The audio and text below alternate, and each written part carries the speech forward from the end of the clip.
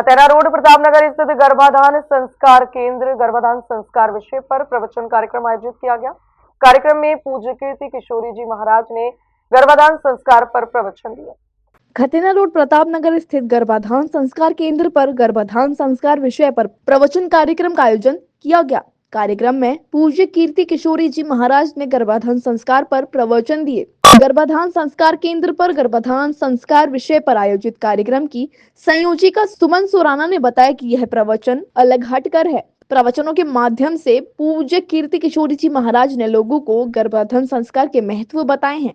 ये एक ऐसा प्रकल्प है जैसे एक अपन मकान बनाते समय लोहा सीमेंट की क्वालिटी देखते हैं। यदि मात्र 9 महीने माँ बाप और परिवार वाले उस बच्चे के साथ संस्कार सहित रहेंगे तो वो बच्चा एक परिवार के साथ एक राष्ट्र एक संस्था को बहुत अच्छा सा संदेश देगा, क्योंकि जैसा बीज बोएंगे वैसा फल आएगा। पर बीज के साथ उसके साथ खाद कैसी डली है, उसको जमीन, उसको पानी, उसको हवा कैसी मिली है, यही संस्कार गर्भ संस्थान का काम है। इस प्रकल्प में गर्भाधान संस्कार और मदर्स बैंक प्रकल्प में हमने आचार्य भागवत कथा विदुषी पूज्य कीर्ति किशोरी जी आ रही है, जो गर्भाधान संस्कार के ऊपर प्रवचन देगी। साथ में हमने कुछ गायनेकोलॉजिस्ट डॉक्टर्स वगैरह को भी बुलाया है, जैसे डॉक्टर विलासा प्रकाश आई है, साथ में कांता महेश्वरी जी भी आई हैं। बहुत सारे लोग आए हैं जो इस प्रकल्प से जुड़े। निधि जी मेरे साथ खड़ी हुई हैं।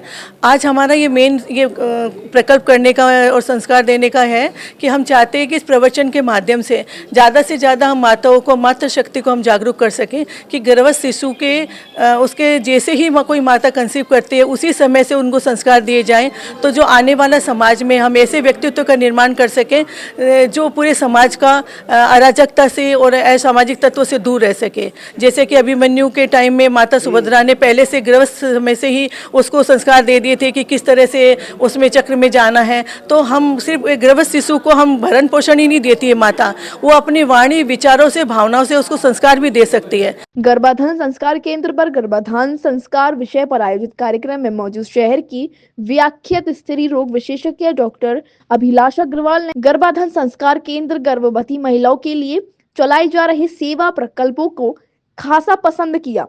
कोशिश करती हूँ कि इसमें एक समाज में एक नई हम लहर ला सकें।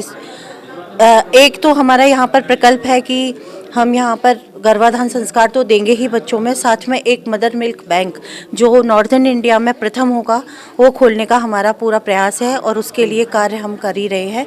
गर्भाधान संस्कार के बारे में जैसे श्रीमती सुराना जी बता चुकी हैं, उसके अलावा मैं थोड़ा सा बस ब्रीफ करूँगी कि माता पिता को जब बच्चा के बारे में सोचना है उस समय माता पिता को भी तैयार होना पड़ेगा कि जिस गर्भस्थ शिशु को हम अपने कोख में पालना चाहते हैं उसके अंदर क्या संस्कार जाएं।